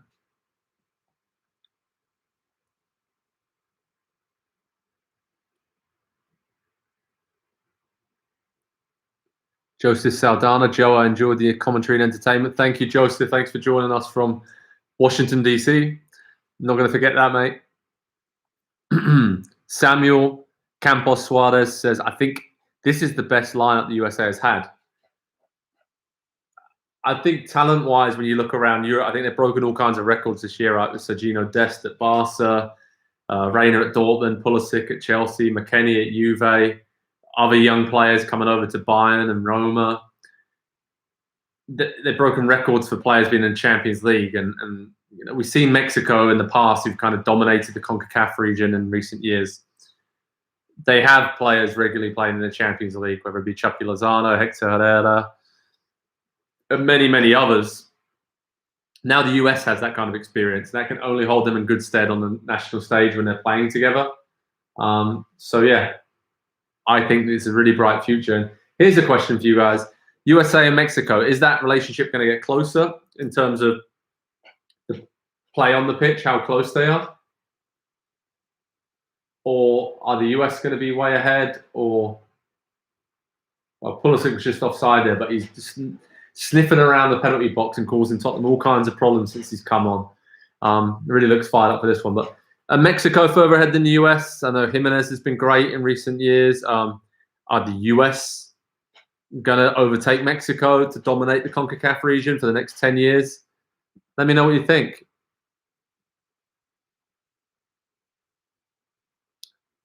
Jimmy Newton said he's Mexican-American. So he's all right, Jimmy. So hand on heart, who do you think has got the better chance long term? Oh, great save, by the way. Mason Mount dribbling into the box, low shot across goal. Hugo Lloris pulled it away. Chelsea, since Pulisic's come on, looks so much more dangerous in attack. That's not my US men's national team bias coming out whatsoever. Morgan Rickson says, I think it'll be much closer than it has been. I think the US has better prospects for the long term than Mexico. Interesting. Interesting. Ben Richel says, I think the USA will eventually surpass Mexico, but it may be a few years before that. I think so. I think you're right there. I think there's a lot of quality players for Mexico who still play regularly in Europe and Liga MX, and you only have to look at the way Liga MX has dominated MLS and the CONCACAF Champions League in recent years to see that there's still a bit of a golf in class there. Jimmy Newton says easily Mexico. Joseph Saldana says Mexico's talent is great. Okay, so there's both sides of the picture here.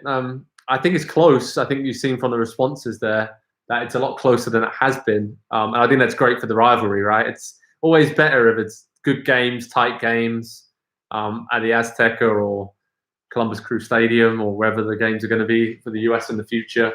That the rivalry is there, it's intense, and obviously it's great if the US are qualifying for the World Cup. We all need that to keep happening or start happening again from 2022 onwards. Showed some images there of Gareth Bale warming up, not too rigorously, and just over 10 minutes to go until full time. Quite something if he didn't come on today, right? With Tottenham needing a goal and his experience, and kind of something about me just thinks that Mourinho might turn to him now. And given his history and big games for Tottenham, that maybe, just maybe, there's something he might be able to deliver. Gavino Lopez is Mexican-American as well. Okay, so a lot of you are on both sides of this situation. So either way, your team's going to go to the World Cup. I'm pretty sure of that. So, yeah, this is a really interesting conversation. Okay, Krishna said, I think it's all up to MLS academies. If they can produce more talent, it'll be closer, but Mexico is ahead right now. Really, really good point there. Khalil's asking for Chelsea to switch to a 5-4-1 formation to defend their lead.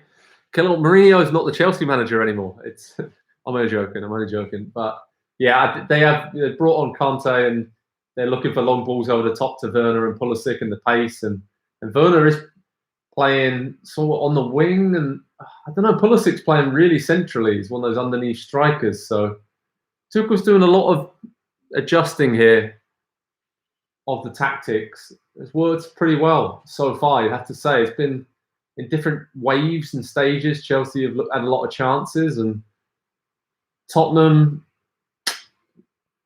yeah, I can remember one or two half chances. Aurere had a header,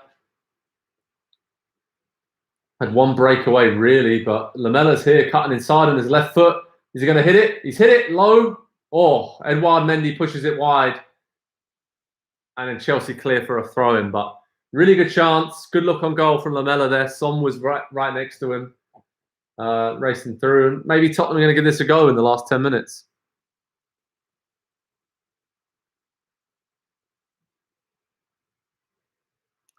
Okay, Morgan Ritson is English and American, so thinks the future is bright. All right, that's cool. Both national teams are heading in the right direction, Morgan.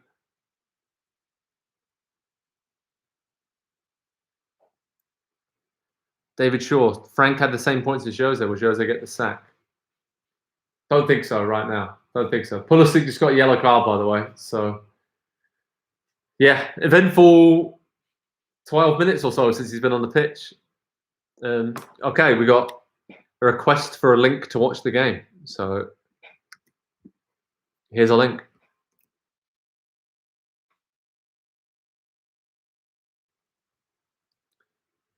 Pop that up on one tab, keep this up on the other, and you can ask me any questions you want while it's going on. Armando Padilla says, Tuchel does not park the bus. Yeah, that's true. They haven't. I think they're just savvy. I think that's the best way to describe it. They're going for it. Oh, Lamella's coming in the box. Oh, good defending from Chelsea. But they've kind of just looked how Tottenham at arm's length. They've had a really good control on the game. And then when they get the chances, they are bursting forward from an attacking perspective. And then Tottenham have it here. Moussa Sissoko on the right. Serge Aurier whips in a... That's shocking. Very poor cross. Very poor cross. Timo Werner's just got clattered right on the touchline. They're showing some Lamella's skill on the replay here to get into the box, but nothing came of that. So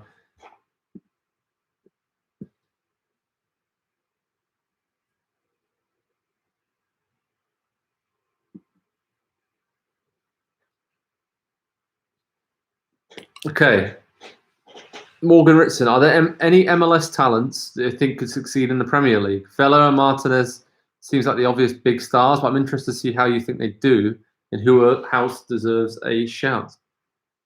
Really good question. I think obviously Vela has been good. Joseph Martinez, obviously. Vela's kind of had his time in Europe. I'm not sure if he'd head back there. I look at some of the younger players. Obviously, there's a lot coming over to Europe at the moment.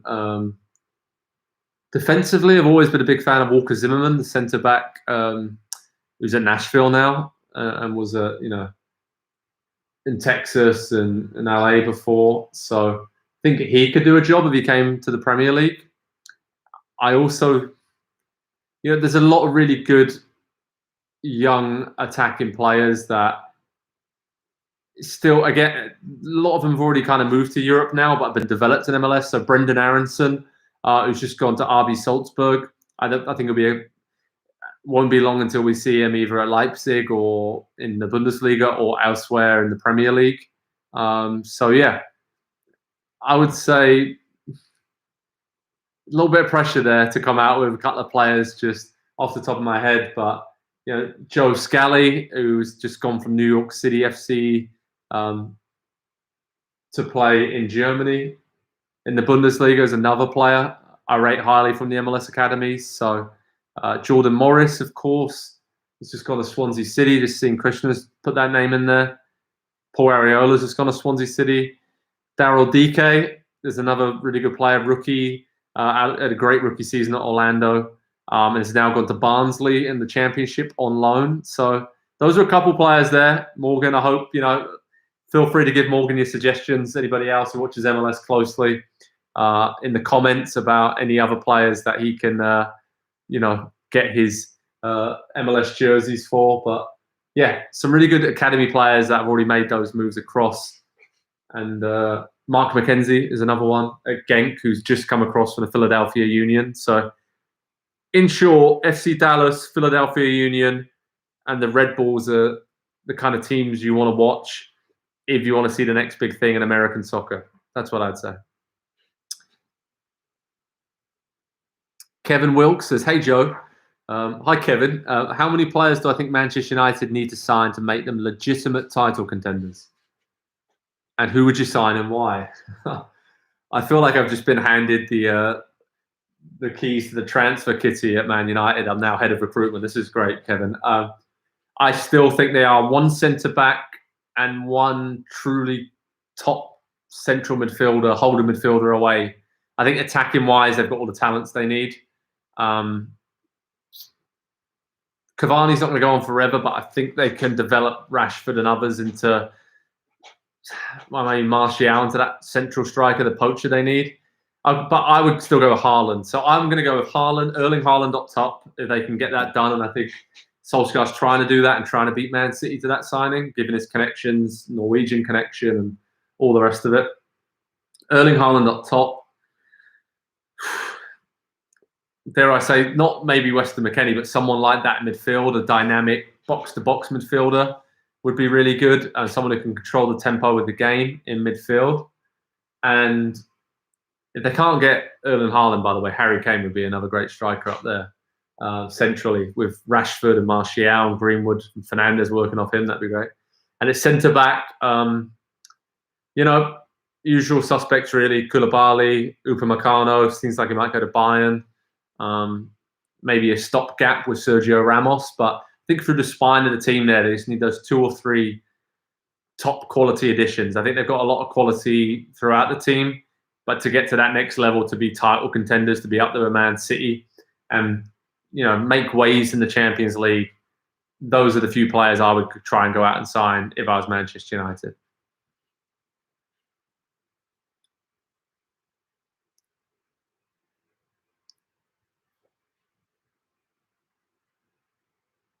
Okay, Noah Jackson says American talent is getting better because most of the American players are playing in big clubs in Europe like Barca, Chelsea, Juve, Bayern, etc. So the future of America is great. Agree. I think, like I said earlier, I don't think they're not going to be picked for the national team because they play in MLS or one or the other, but it certainly helps if they are playing in the Champions League and they can play regularly. I think it's all about playing regularly and at the best level possible for these players. And yeah, if you've got 10, 11, 12 players playing regularly in the Champions League, your national team is going to be good. Paul Nicholas says, Spurs will never sell Kane. You're right, but if the price is right, or if it comes, his contract is huge and is very lengthy. But if he pushes for that move, then who knows, Paul? I mean, I personally would like to see him stay and win trophies at Tottenham and spend his whole career there. But who knows? Like I said before, I think this summer's massive, seeing how the rest of the season goes. And then on turn of that, they're in the Champions League. Who can they bring in? David Shaw, Haaland is coming to Chelsea. You see it happening. Thoughts? All right, discussed. But Man City, Chelsea, Man United, they all need that central striker. Tottenham are in the box. Son's in the back post. Sorry, just sneaking in. Back to Aurere. Sissoko's there lurking. Plays it back to Aurere. Whips in the cross. Back post. Oh, that was the chance. Who was it? Vinicius Jr. Oh, Carlos Vinicius Jr. just headed it just wide at the back post. Massive, massive chance for Tottenham to 88th minute. Great ball on the right. Vinicius got ahead of everybody, did everything right, but just sent his header just wide of the post. And I'm just going to say, if that's Harry Kane, that's a goal. That's the difference right there to this match. Mourinho looks back in frustration, but he applauds. Tottenham are having a right go now. Here comes Son. He's gone down under a challenge. They've given a free kick. Dangerous free kick. 35 yards out. Azpilicueta knew what he was doing there. Ran into Son, pushed him. This is exciting now. This is exciting. Got to have a sip of beer. This is so exciting.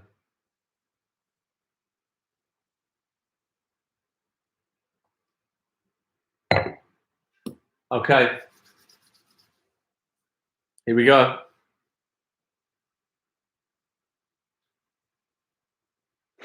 Free kick, 30 yards out. Central. Tottenham. Who's on it? Lamella's over it. Son over it as well. Eric Dyer and Lamella are over it. Looks like Lamella really fancies it. He's already had one shot from this sort of distance, which just was pushed wide by Mendy. Chelsea having some trouble sorting out the wall. Looks like Eric Dyer fancies it now, though. He's winding up. Eric Dyer special. Oh, just flew wide of the far post. Got the dip right. Got the power right, but just put it a couple of yards wide. Big chance came and went for Tottenham there. Big, big chance.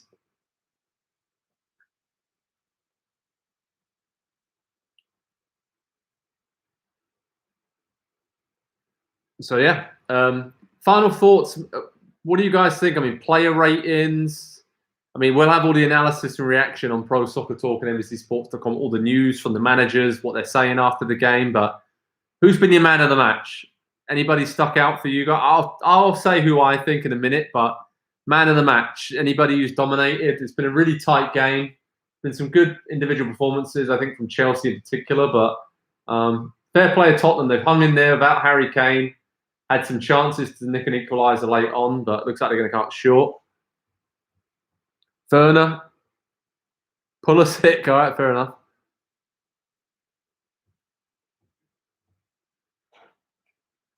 I think Werner's been really good. I think Hugo Lloris, man of the match. Kovacic was good. Yeah, I agree with that.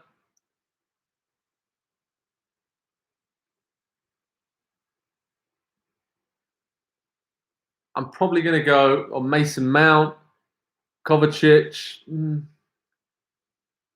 know what? I think Werner's had a lot of tough days recently. He won the penalty kick, came close when the Aurere deflected his shot wide. It looked like it was going in. So I'm probably going to go with Timo Werner.